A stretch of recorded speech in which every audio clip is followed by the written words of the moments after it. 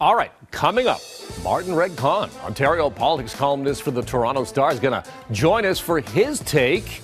Look at there, he's getting mic'd up right there. Back in a moment.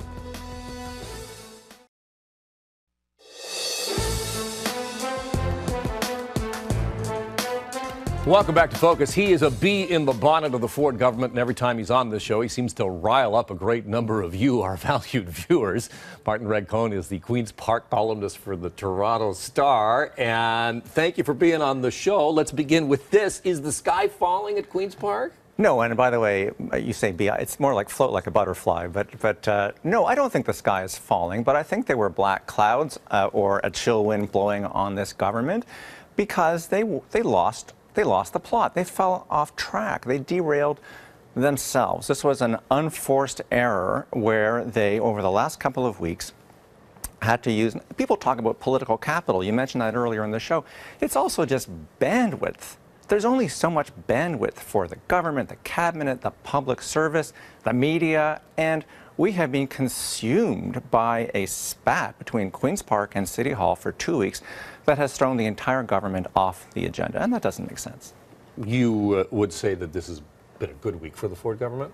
No. They just won? They just won in court? They feel vindicated? The appeal decision castigates the original judge. So they won on appeal, and that's the way our legal system is supposed to work. You win in court, you lose some and you win some. So they lost the first time. Everybody knows that there is an appeal process where you can go to the next level and win on appeal. And everyone thought, I sound like Doug Ford when I say everyone, many legal experts thought they were good grounds for appeal. And sure enough, they did. So the question then is, if you thought you were right, if you had right on your side, why would you try then to temporarily suspend some of those rights that are protected in the Charter of Rights? The reason why. I mean, you can talk about motives as to why this has to happen on the time frame it does. And I obviously there's a difference of opinion on what that is. The Premier says one thing, others say other. But the reason for the invocation of Section 33 was they couldn't risk not getting the stay because then we would have had to go forward with the old system. Right. And the sky would not fall if we went back, if we reverted to the original system. That would have been a failure for the Ford government that it would not accept. A political failure, but not a constitutional or legal or democratic failure. I have a bit of a soft spot for democracy and for elections, as you know.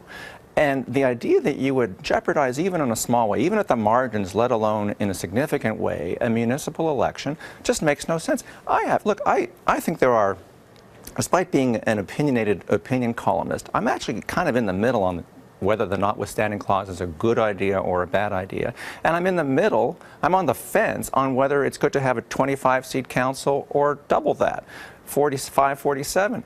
The question is one of process. I usually stay away from process, especially on as important a television show as this one.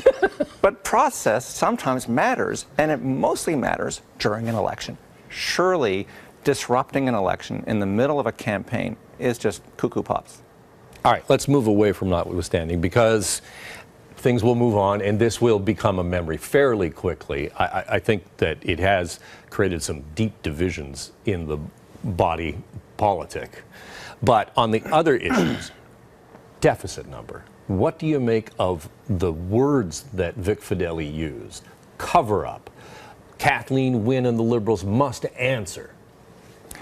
So, look, they were thrown off script. Now they've changed the channel to use an overused cliche in government, and they're back on their script. And that's their right.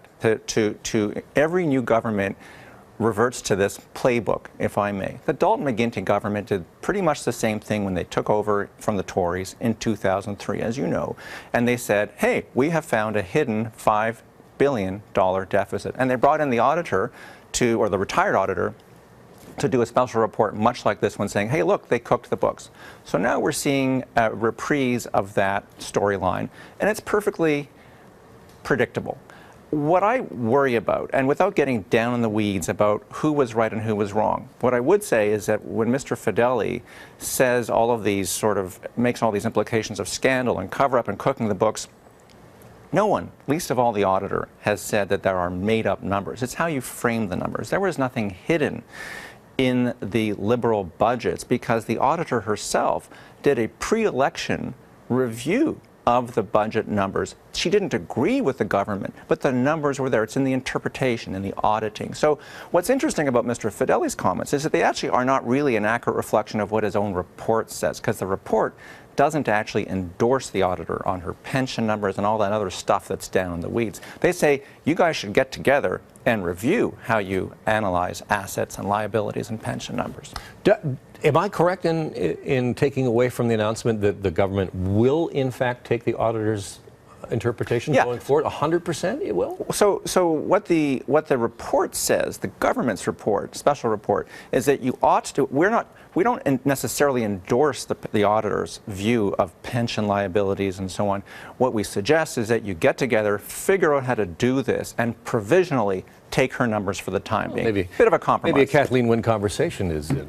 Yeah, but what I would say is I think the takeaway, without taking away from these numbers and what the right size of the deficit is, I think the real takeaway is whether there's a hidden deficit or not, watch out for the hidden agenda. Whether we will now use this as camouflage for significant cutbacks down the road, forgetting the Ford government's promises and trying to use this to their own political advantage. All right. Well, we'll be reading about it in your columns. Yes, we will. And people will be irate about them.